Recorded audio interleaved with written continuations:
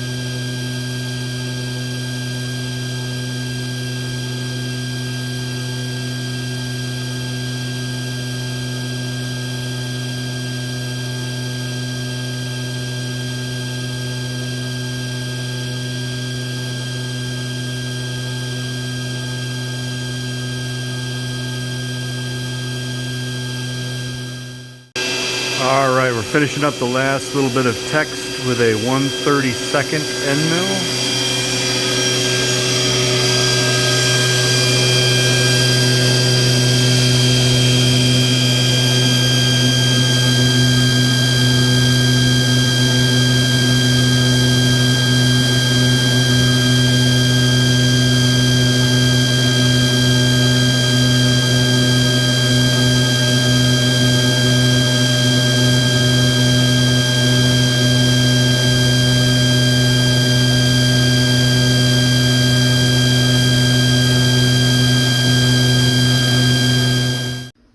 So now that we got the 1/32 taken care of, now what we're going to do is work with, I'm going to use this little engraving tool. And this is a Harvey.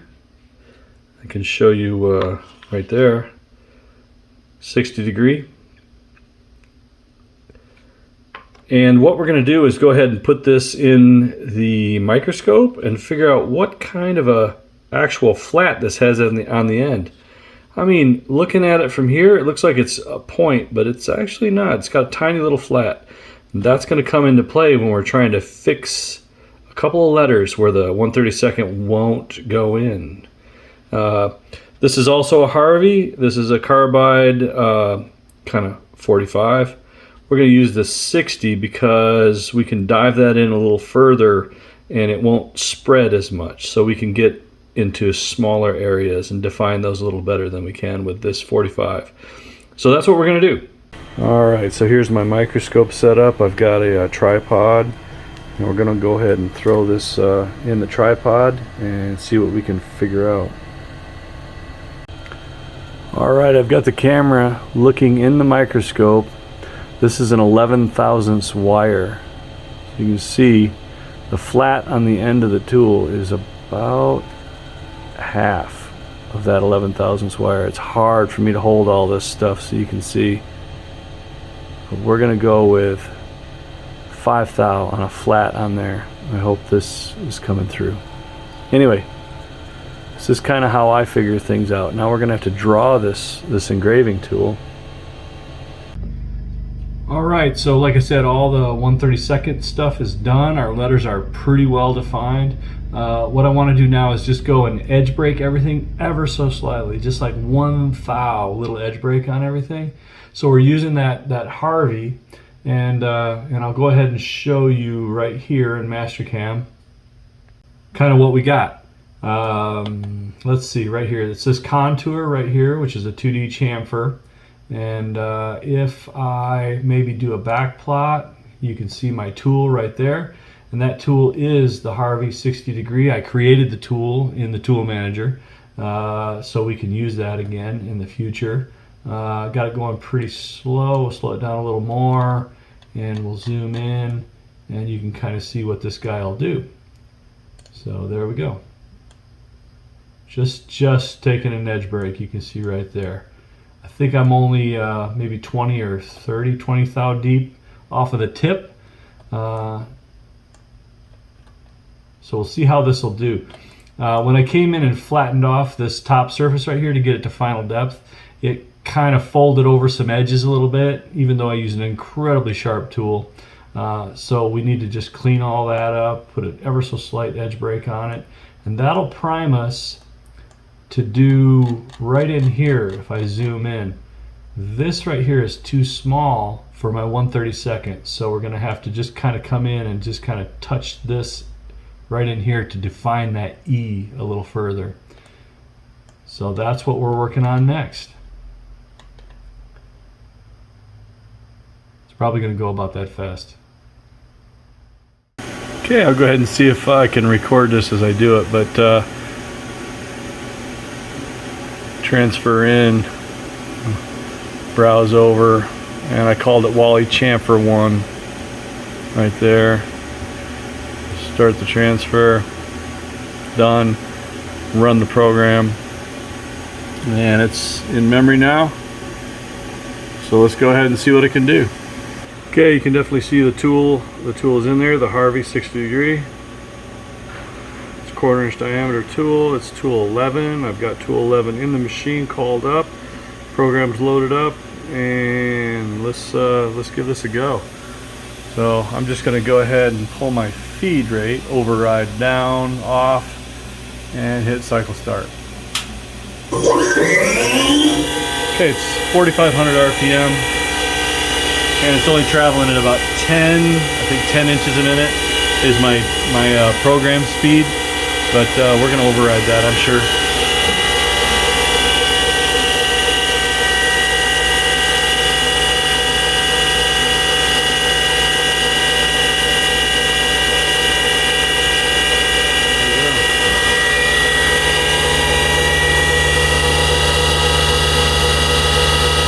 Just peeling it off.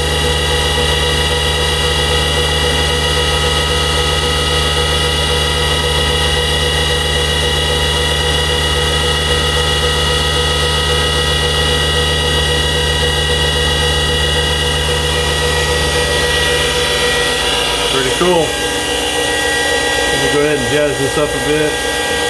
I think what we're doing is we're cutting at 3.4 inches a minute. Let's speed this up to maybe 5. As we run into this little corner right here, it's going to take a bit more.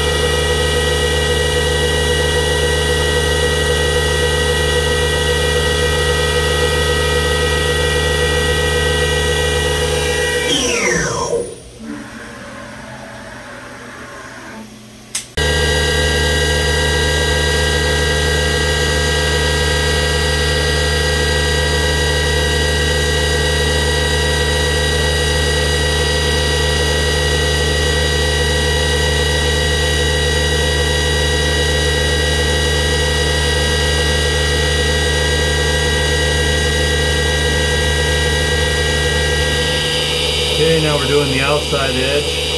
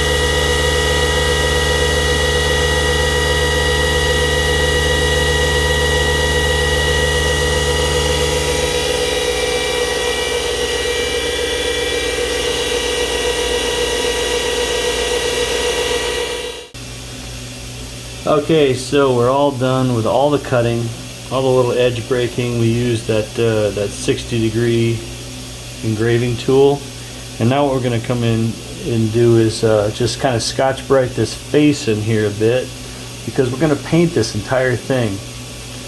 And then the very last thing, once the paint dries sufficiently, is we'll come in and just skim off this top, so then everything raised won't have black paint on it. So yeah, we got to surface prep this really good for our black paint, and then we'll clean it. Probably use some brake spray and air to knock all the little bits off. And this will be ready for paint.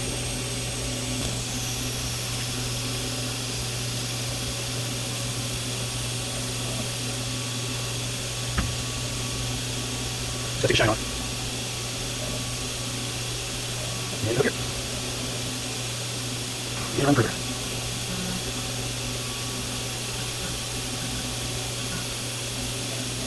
Okay.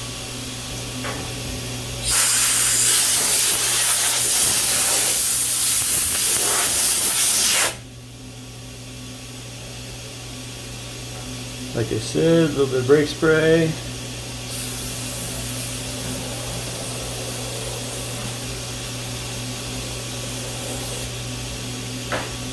That will also dull the surface a bit.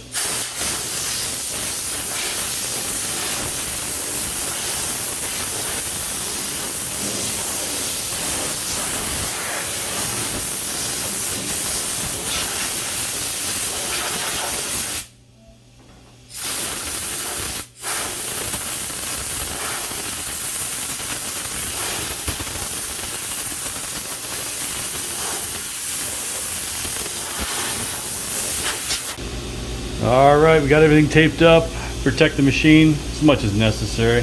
There's still a bunch of chips in here and a coating of oil on the table down here that will protect it from any sort of overspray. But let's see, this is what we're using right from Napa. Underhood black. Any car restoration guys will know it's a great sheen. It's not gloss, it's not flat, it's somewhere in between. And this is pretty good paint actually, so we're going to give this a spray and let it dry, and then we'll take our final pass to reveal the letters. Alright, there it is, all painted up. You can see very minimal overspray.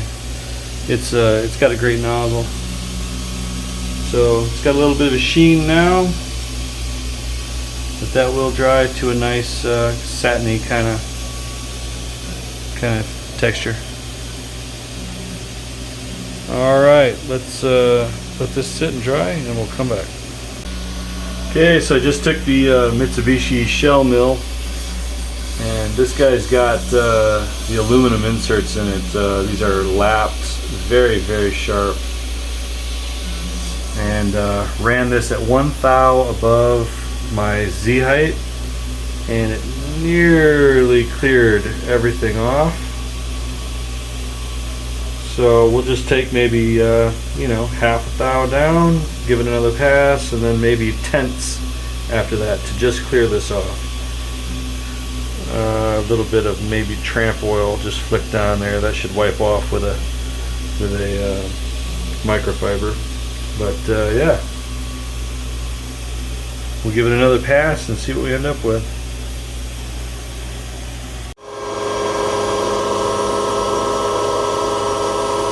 Okay, we're just making dusts. The last cut was 2/10 up from 0, and you can see in that corner right there, kind of right there, it just has a little bit of a haze of the paint left in a couple spots. So this is at 0, and probably some flecks in the plate ever so slightly, but it is making a little bit of dust. So that's just fine, probably a tenth or two. Should clean up on this pass right here.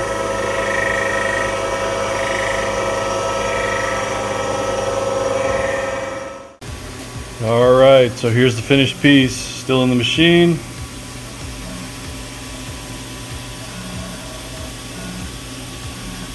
Looks pretty darn good. Still got a little bit of dust on it, but you can kind of see what we're dealing with. Hairs from my rag, still in a couple of spots. Okay, that's the conclusion of our plaque making project. A great little dedication project to Wally Ishibashi. So we'll move on to the next thing. It looks like it's going to be whittling these things out of a big bar of steel. We'll do some high speed or a high feed machining, and it should be fun. A little different than what I normally do. But yeah, like, subscribe, and keep watching. And hopefully I'll have more very exciting content. Working at a roll cage right now at home in a car, helping a friend out. So maybe we'll touch on that, maybe not. Anyway, thanks for watching, and we'll see you again soon.